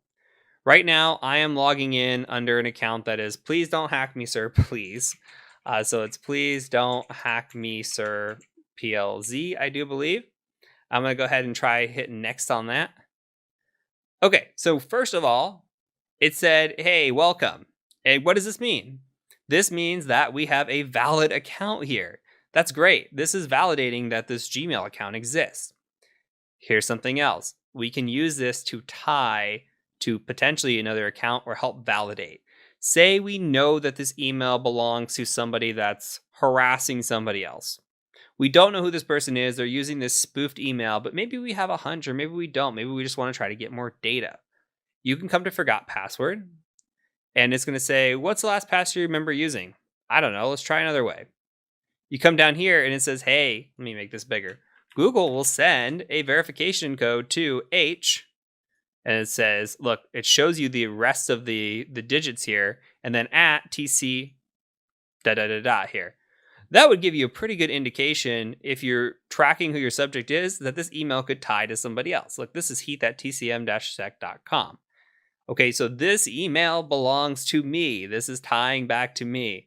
Now you have another point here. So if you knew about this email address and now you have the link, the connection to guarantee that this person, this is evidence right here.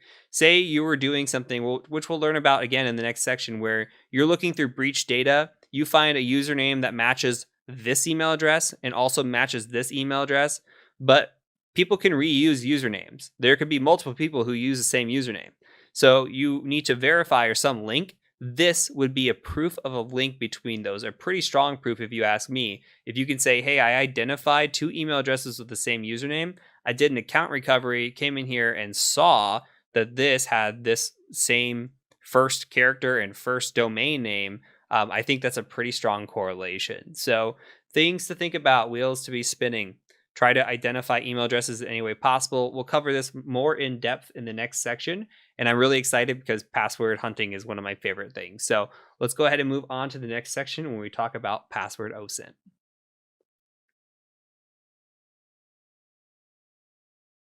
Okay, so I would like you to go out to github.com. And then once you're there, go ahead and just do a /H Maverick Adams. H-M-A-V-E-R-I-C-K, Adams, and hit enter. And you can see me in my snazzy photo here.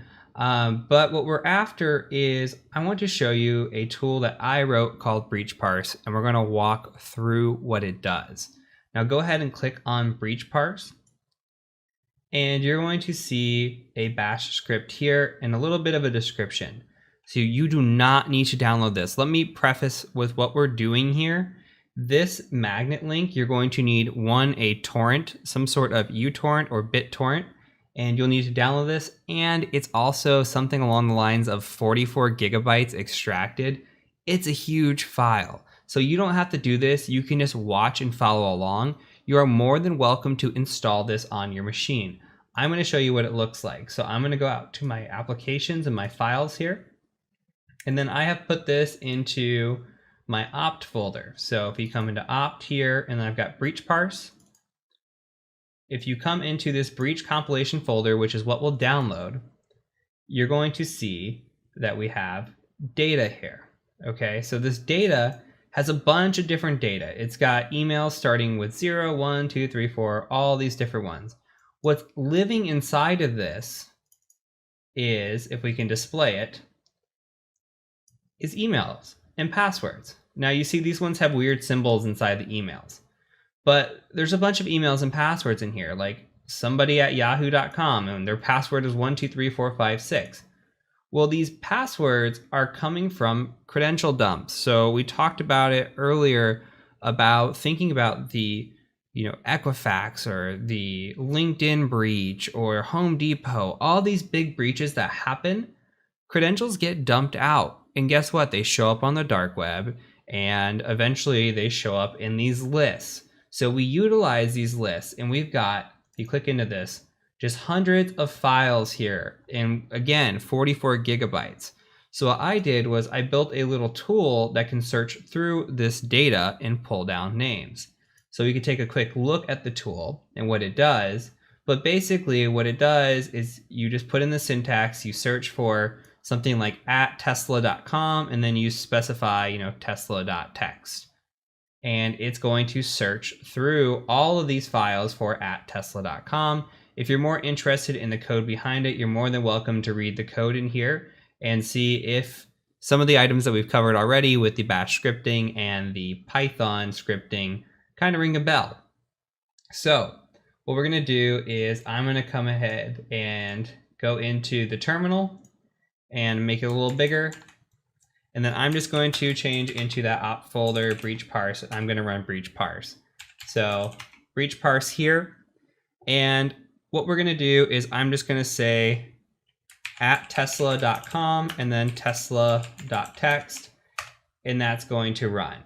So again, you do not have to install this. This is only for visual purposes. I'm going to show you in the next video another way to do this. So this is going to run through. It's going to take a minute here, and it's going to grab everybody's username and password that says tesla.com and the username, and then it's going to have all the passwords.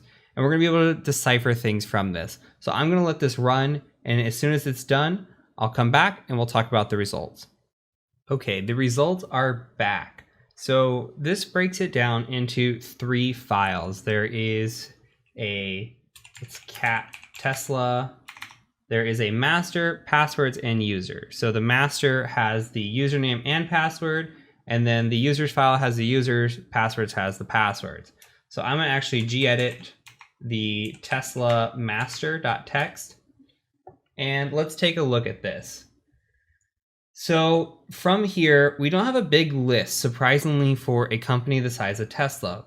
So what happens is people utilize their work credentials or their work emails, and they log into websites and probably shouldn't be using their work emails for, and we just use it to our advantage. So what we're after not only these usernames, but we're after these passwords as well. So we see these usernames and we see these passwords, and I like to look for repeat offenders. I like to look for the syntax as well. Remember, we had first initial last name, but we see first name dot last name here. We see possibly, just a single name. There are different types of things in here. So Nick@tesla.com as well. So, it's changed up. I think nowadays it is first initial last name, but maybe in the past they used first name dot last name and then moved to an easier format. Or vice versa. They started first initial last name, they got too big, then they had to do first name dot last name. But again, what we're after here is potential repeat offenders. So look at this shark@tesla.com. It got popped twice. And the password is very, very, very similar. So if I were to attack Tesla.com through a login interface, I might spray this username with this password and this password. That's what we call credential stuffing because we already know the passwords. And then I might make some modification of capitalized letters and non-capitalized letters with DADE because 907 and 814 appear to be consistent. So I would alternate capitals and non-capitals here in lowercase and just see maybe if something sticks. So this is something that's interesting. This user down here, 12345, 12345 star, probably not going to get in with that on a company like Tesla, but you never know. But this is what we would do. We would take the usernames and we would throw these passwords at it, and that's called credential stuffing. And then we would take these usernames and all the known usernames and we would spray passwords at them like fall 2019, like we talked about in the last video. That's password spraying. So this is an important and very, very critical part of information gathering, is gathering these usernames and these credentials. Right off the bat, you want to identify those with your targets. So this is kind of what it looks like. This is what I do during every assessment.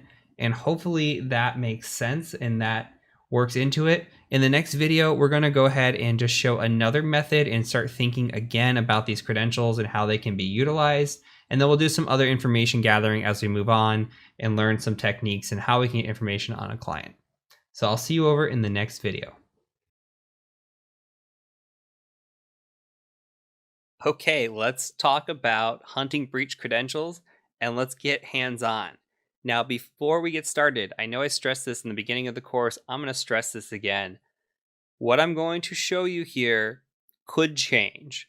Now, I released a course about a year ago, which was on ethical hacking. We talked about breach credentials, and I utilized a website called WeLeakInfo. WeLeakInfo was then eventually shut down, and I got all kinds of emails saying, hey, this is shut down. I don't know what to do. There's more out there, okay? There's always more out there. What I'm showing you is the methodology. I could show you on a specific website, which I'm going to do. That website could go down tomorrow. We never know. But what you need to retain is the thought process and the methodology behind what's about to happen. From there, you could take that and utilize it elsewhere. So if a website does go down, you still have the same thoughts, why you're doing it, and why you're thinking about it. So let's go ahead and move over to a website now. So I want to take you to a website called dhash. Now this is dhash.com. I do not expect you to be able to follow along at this point because this costs money. Okay, it's $5 for a week. It's $150 for a year. This is only, it used to take credit card. They only now take Bitcoin, I do believe, or some sort of cryptocurrency. Absolutely worth it, in my opinion. Even get a week. Get a week, see if you like it. It's amazing. There's going to be tools I show you later on in the course that will go through and we can do it locally. Like the one I just ran in the last video. I ran breach parse, right? This is something that I put together and set up, and it's free, but the database isn't maintained. It's a slow search. I don't get the results back as instantly, and I can't tie it to as many data points as a website like this can. I think this website's great. Now let's talk about what dhash can do now that I'm logged in. We have the ability to search by, let me make this a little bit bigger. We have the ability to search by email, username, IP address, name, address, phone number, VIN. Okay, think about this. Say we know an email address. Okay, we know an email address. Say it's bob at tesla.com. We're not going to search this yet.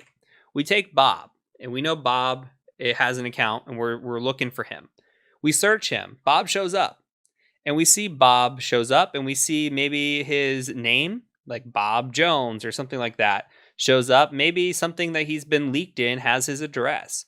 Or maybe there was an IP address tied to the client you're looking for or the person you're looking for. This can all be identified. What if Bob has a username? It's like Bob Rocks 123. Okay, well, we can search that username in here and see if that username has repeated itself at all, which is great. We could search by password. So say Bob's password was Bob Rocks 123. We could search that password, and if it's unique enough, then maybe we can actually do some advanced searching. Like if we go back to the example from last time, like this last video, we saw this 907DADE814. We could put that into a search engine and see if that comes back to something else. Maybe that comes back to a user that is not at a tesla.com, but maybe it's like Bob at gmail.com. And then guess what?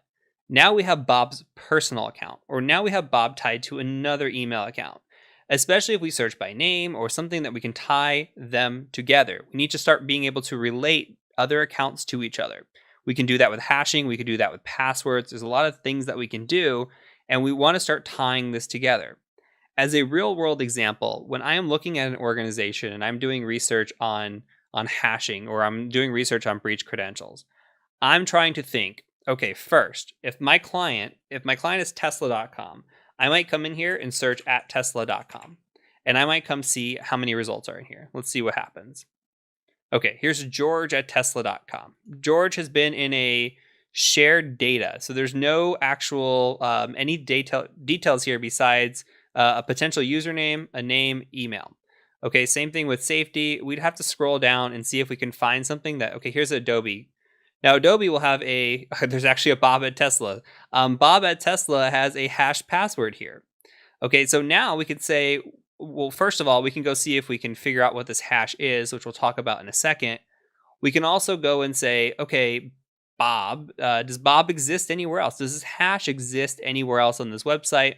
Can we tie it to another account that maybe, even if we don't crack the password, then we can say, okay, this ties to Bob at gmail.com.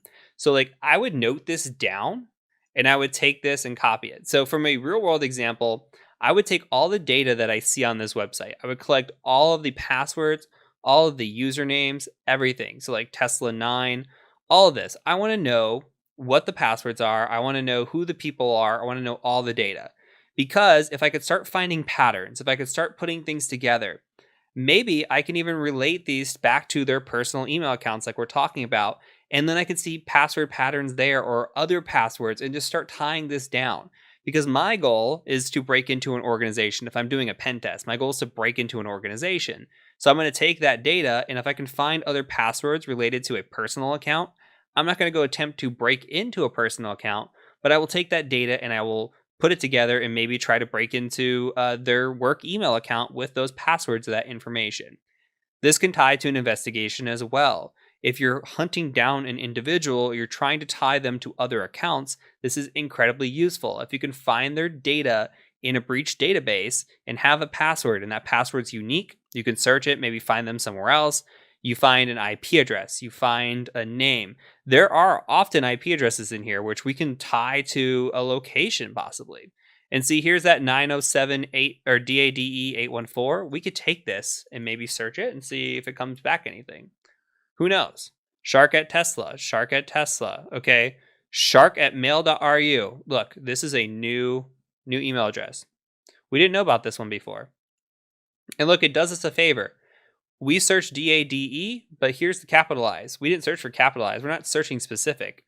Okay, and now we're getting more information. Look, here's one for Dropbox. Okay, so it tells you where this is coming from and how you can tie it in. If we can get any sort of name out of this, any sort of anything, that would be amazing. We can get a person's name or IP address and we can start tying them down. But when you're doing different searches like this, you need to start almost, like in the investigations where they have like the red yarn and it's going from one pinpoint to another. You kind of have to zigzag that back and forth and really try to tie this down. And you'll see that when we get into reporting, how you might take one individual and really just see like a password tied to an account, tied to this. And this was the exact methodology that we took to get to that point. Because when you write a report, you want to make sure that the investigative person, or say you're handing off to the police or whatever, you want to make sure that the person that is doing what you did, or they can replicate what you did with ease, and there's no No question about it. So this is some of the searching that we can do. Now, if we come to dehashed, again, we can come here and we can search by email, username, name, anything. So you can put your name in here. I mean, if you want to search on here, I think it's great. You can come through here and just search for your name. Let's go back. Let's search Tesla again. I saw a hash in there. The Adobe hashes are kind of interesting. They're not the easiest to pick up, but let's see. Let's find this Adobe hash. So let's say we get a hash like this. We could try to identify what this hash is. We can try to crack this hash. We can see if it's been cracked somewhere else. This hash, as of right now, we have no idea. But we know bob@tesla.com. We can maybe paste this in here, first of all, and see if it ties back to anything. And there's 22 results back. I would probably be looking for somebody that has this password with the name of Bob. It's probably not going to be like a Brett or a Michael. We might want to see if we can find another account somewhere else, but these are all tying down to a hash from Adobe. So depending on how they were hashing this data, we might not find anything else of interest. But you could see all the things here, all the different opportunities that are here for us to just do research and tie down information. Now we can go to a website called hashes.org. And if we come here, we have the capability to actually try to search for this hash. So we could search hashes and see if we can find it. So you can come in here and just paste it. And again, it doesn't do a great job, in my opinion, with the Adobe hashes. Sometimes they crack, but a lot of times it says it can't find them. Oops, there we go. Let's try hitting a search here. Okay, so it says not a valid hash. Now, if you put this into Google as a search, you can see it didn't come back with anything either. So we want to make sure that when we're searching this, we try all options. There is an Adobe database that if you do put in a hash and it does show up, there's a GitHub Adobe database that will actually show up here. So with that being said, this is kind of what I want you to start thinking about when we're hunting down breach credentials. How can I take a person or company that I'm looking into? So if you have a company, you can just go at companyname.com or .net or whatever it is, search in here, see how they show up. If you have a person, maybe a personal email account, if you can find that person, if you know their email account, you come in here and say bob@gmail.com. Maybe you don't know what their email address is. Then maybe you come here to the main page, you go, okay, I'm going to look for a name. I'm going to look for Bob Jones and search for that. And then you start taking this and trying to find the patterns. If you know Bob lives somewhere, maybe you could find an address for Bob, or maybe Bob lives in like Arizona. You could search Bob Jones and see if Bob shows up, and then kind of take it from there.